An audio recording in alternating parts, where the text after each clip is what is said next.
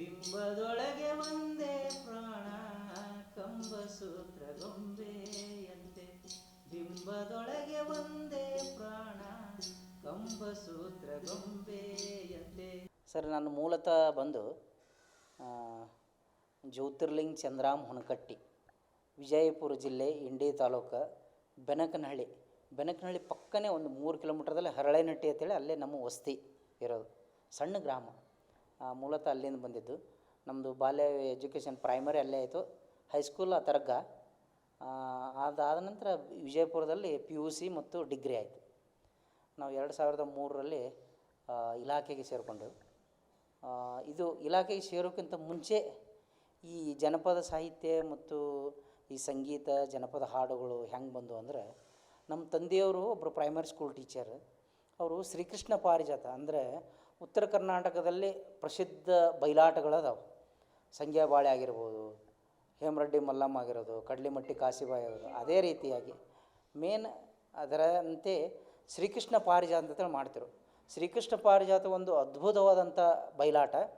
ಅದು ಉತ್ತರ ಕರ್ನಾಟಕದ ಜನಮನ್ನಣೆ ಪಡೆದಂಥ ಏಕೈಕ ಬಯಲಾಟ ಅಂದರೆ ಹೇಳ್ಬೋದು. ಯಾಕಂದ್ರೆ ಅದು ಭಗವದ್ಗೀತೆ ಆಧಾರಿತ ಒಂದು ಕತೆ. ಒಂದೊಂದು ಸಲ 3 ಸಲ ಮಾಡ್ತಿರೋ ಅಂಥ ಆಟದಲ್ಲಿ ನಮ್ಮ ತಂದೆಯವರು ಕೃಷ್ಣ ಪಾಠ ಮಾಡ್ತಿರು, ಶ್ರೀಕೃಷ್ಣ ಪಾಠ ಮಾಡಿ ಆ ಒಂದು ಕಲೆ ಹಿನ್ನೆಲೆಯಲ್ಲಿ ನಾವು ಭಜನ, ಜನಪದ ಹಾಡುಗಳು, ಸೊ ಈ ಎಲ್ಲ ಗೀಳು ನಮಗೆ ಅಂಟ್ಕೋತು. ಈ ಮೂಲತಃ ಕಲಾವಿದರ ಕುಟುಂಬ ಅಂತೇಳಿ ಹೇಳ್ಬೋದು ನಾವು. ನಮ್ಮ ಅಣ್ಣ ಹಾಡ್ತಾರೆ, ನಮ್ಮ ಅವ್ವ ಹಾಡ್ತಾರೆ, ಅಕ್ಕಂದಿರು ಹಾಡ್ತಾರೆ, ನಾವೆಲ್ಲ ಅಣ್ಣ ತಮ್ಮರು ಹಾಡ್ತೇವೆ.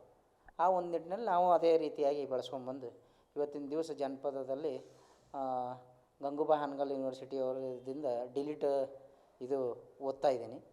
ನಂದು MA ಇನ್ ಫೋಕ್ ಲಿಟ್ರೇಚರ್. ಅದರ ಜೊತೆಗೆ ನಮ್ಮ ಉದ್ಯೋಗ ಕೂಡ ಇದೆ. ನಾವು ಯಾವಾಗಾದರೂ ಪ್ರೋಗ್ರಾಮ್ ಮಾಡಬೇಕಾದ್ರೆ ಹಿರಿಯ ಅಧಿಕಾರಿಗಳಿಂದ ಪರವಾನಗಿ ಪಡೆದು ಯೂಶ್ವಲಿ ಸೆಕೆಂಡ್ ಸ್ಯಾಟರ್ಡೆ ಸಂಡೇ ಇರುತ್ತೆ, ಜನಪದ ಗೀತೆಗಳನ್ನು ಹಾಡ್ತಾ ಇರ್ತೇವೆ. ಓಕೆ.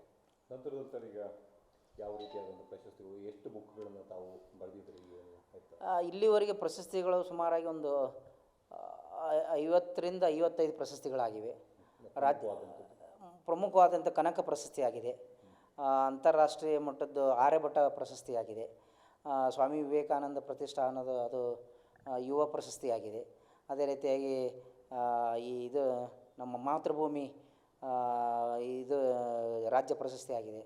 ಕನ್ನಡ ರಾಜ್ಯೋತ್ಸವ ಪ್ರಶಸ್ತಿ, ಕನ್ನಡ ಈ ನ್ಯೂಸ್ ಅಸೋಸಿಯೇಷನ್ದವ್ರು ಇದು ಮಾಡ್ತಾರಲ್ಲ, ಅದು ಬೆಂಗಳೂರದವರಿಂದ ಅದು ಆಗಿದೆ.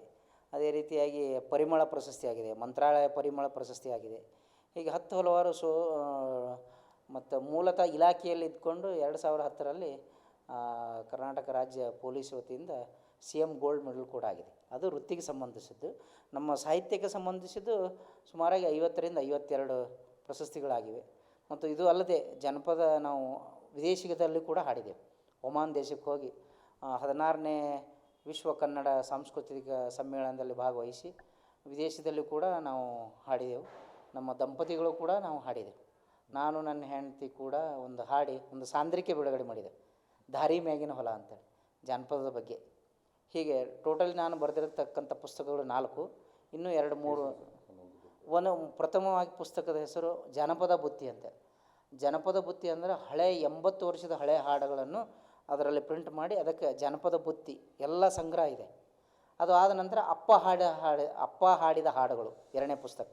ಅದರಲ್ಲಿ ನಮ್ಮ ತಂದೆಯವರು ಏನು ಹಾಡ್ತಿದ್ರಲ್ಲ ಅವು 100 ಹಾಡುಗಳನ್ನು ಸಂಗ್ರಹ ಮಾಡಿ ಅವು ಕೂಡ ನಾನು ಹಾಡಬಲ್ಲೆ. ಜನಪದ ಬುತ್ತಿಯಲ್ಲಿ 100 ಹಾಡುಗಳು, ಅವು ಕೂಡ ನಾನು ಹಾಡ್ತೀನಿ. ಸೊ ಅದಲ್ಲದೆ ಗೋ ಉಳಿದರೆ ನಾವು ಉಳಿದೇವೆ ಅಂತೇಳಿ 3ನೇ ಪುಸ್ತಕ. 4ನೇ ಪುಸ್ತಕ ಹೊನಕಟ್ಟಿಯ ಹೊನ್ನ ಸಾಲುಗಳನ್ನು ಕವನ ಸಂಕಲನ ಮಾಡಿದ್ದೀನಿ. ಈಗ ಮುಂದೆ ಪ್ರವಾಸ ಕಥನ ಮತ್ತು ಅಪ್ಪಾಜಿಯವರ ಬಗ್ಗೆ ಬರೀತು, ಪೂಜ್ಯ ನಡೆದಾಡೋ ದೇವರು ಸಿದ್ದೇಶ್ವರ ಶ್ರೀಗಳ ಬಗ್ಗೆ ನಡೆದಿದೆ. ಅದೇ ರೀತಿಯಾಗಿ ಮಾಸ್ತರ್ ಬದುಕು ಅಂತೇಳಿ ನಮ್ಮ ತಂದೆಯವರ ಬಗ್ಗೆ ನಡೆದಿದೆ. ಇನ್ನೂ 3 ಪುಸ್ತಕಗಳು ನಡೆದಿದ್ದಾವೆ. ಅದೇ ರೀತಿಯಾಗಿ ಈ ಸಾಹಿತ್ಯ ಸೇವೆ, ನಮ್ಮ ಉದ್ಯೋಗ ಕೂಡ ನಡೆದಿದೆ. ಓಕೆ. ಹಾಂ. ಹೆಂಗೆ ಅನಿಸುತ್ತಾರೆ ಈ ಒಂದು ಬ್ಯುಸಿ ಶೆಡ್ಯೂಲ್ ಪೊಲೀಸ್ ಇಲಾಖೆಯಲ್ಲಿ ಇದ್ಕೊಂಡು ಅದ್ರ ಜೊತೆ ಸಾಹಿತ್ಯ ಅಂತ ಹೇಳಿದ್ರೆ ಸ್ವಲ್ಪ? ಈ ಮನುಷ್ಯ ಸಮಾಜ ಜೀವಿ, ಇವನಿಗೆ 64 ಕಲೆಗಳು. ಅದರಲ್ಲಿ ವೃತ್ತಿ ಮತ್ತು ಪ್ರವೃತ್ತಿ ಅಂದಾಗ, ವೃತ್ತಿ ನಾವು ನಮ್ಮ ಜೀವನಕ್ಕಾಗಿ ಮಾಡೋದು, ಜೀವನ ಉದರ ಪೋಷಣ ಬಹುಕೃತ ವೇಷಂ ಅನ್ನಂಗಿಲ್ಲ, ಇದನ್ನು ಒಂದು ನೌಕರಿ, ಇದನ್ನು ಒಂದು ಕೆಲಸ. ಪ್ರವೃತ್ತಿ ಏನಿದೆಯಲ್ಲ ಅದು ಖುಷಿ, ಬದುಕಿನ ಖುಷಿಗಾಗಿ ಮಾಡೋದು. ಖುಷಿಗಾಗಿ ಮಾಡೋದು ಬೇರೆ, ಜೀವನಕ್ಕಾಗಿ ಮಾಡೋದು ಬೇರೆ.